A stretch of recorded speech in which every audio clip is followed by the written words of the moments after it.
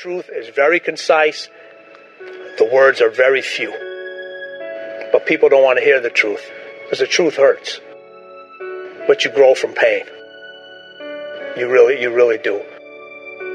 You can't know how to deal with success. You can't know how to deal with failures. You can't know how to deal with the bumps in the road that if you haven't had a taste of everything. We all have next level ability. There's not other people that aren't holding you back. Your boss isn't holding you back. Your parents aren't holding you back. Those are excuses. To me, there's no such thing as luck. Okay? All luck is preparation meeting opportunity. Plain and simple. You have to be ready, prepared for that situation. If you're an employee of this company and the boss puts you into a pressure situation, that's a privilege. He believes in you. You better deliver. Because if you don't, that situation goes to somebody else. And you may never get that opportunity again. Everything matters. If you take any situation and just take the word only and take the word just out of it, it changes the whole phrase. It's just a game. It's a game. It's only a job.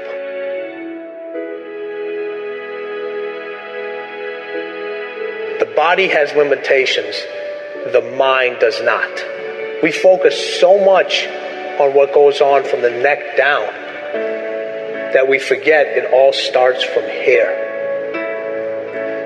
Everything starts from here. If you're not mentally ready, you're never really physically prepared. And that's where the preparation starts. I firmly believe that everybody in this room, everybody on this planet has a gift. It's your job to figure out what that gift is. Then it becomes your job to decide whether you're going to act on that or not. Everyone sees the work that you put in, but it's what you don't see is going to determine how far you're going to get. I hear stuff all the time. People say, oh, look in the mirror and you'll see why you're not succeeding. I don't believe that. Okay? It's what you don't see in the mirror. That's what's holding you back. It's what you're not willing to see is why talent is not enough. And when you finally see it and accept it and decide to work on it, then you can take that next level. I came from a horrible background. I got called nigger every day of my life growing up, lived in a small town. One of the high-ups in the KKK, son, sat behind me in 2 classes, so he called me nigger all the time. Got my first car, they spray painted nigger, we're going to kill you on it. So I was just an insecure, scared kid. But the best thing that happened to me, no one helped me. So the things that we run from, we're running from the truth. We're running from the truth, man. As painful and as brutal as it is, we have the ability to go in such a space if you're willing to suffer. And I mean suffer. Your brain and your body, once connected together, can do anything. The only way you're ever going to get to the other side of this journey is you have got to suffer to grow. To grow, you must suffer. So I wanted to change to be the hardest man ever created.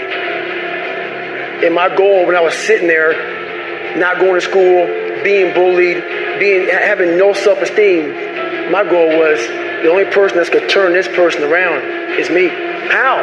That's the question. How are you going to do that? I had to build calluses in my brain the same way I built calluses on my hands. So I broke the Guinness Book of World Records for pull-ups a long time ago, but I failed at it twice. And I did 67,000 pull-ups in trying to break this record. So to do 4,030 pull-ups, I had to do 67,000 for training for that. But if you can get through to doing things that you hate to do, on the other side is greatness. That's what people understand. By me running, I am callous in my mind. I'm not training for a race. I'm training for life. I'm training for the time when I get that 2 o'clock in the morning call that my mom is dead or something happens tragic in life. I don't fall apart. I'm training my mind and my body and my spirit so it's all one, so I can handle what life is going to throw at me. Because the life I've lived, it throws a whole bunch at you. And if you're not physically and mentally prepared for that, you're just going to crumble. And you're good for nobody. Even the hardest men, in times of suffering, what we do is we forget how hard we really are. Suffering is the true test of life. We are all great. No matter if you think you're dumb, no matter if you think you're fat, no matter if you are fat, no matter if you've been bullied, or no matter if you just got back from Iraq or Afghanistan and you have no legs or your arms or whatever, man, we all have greatness.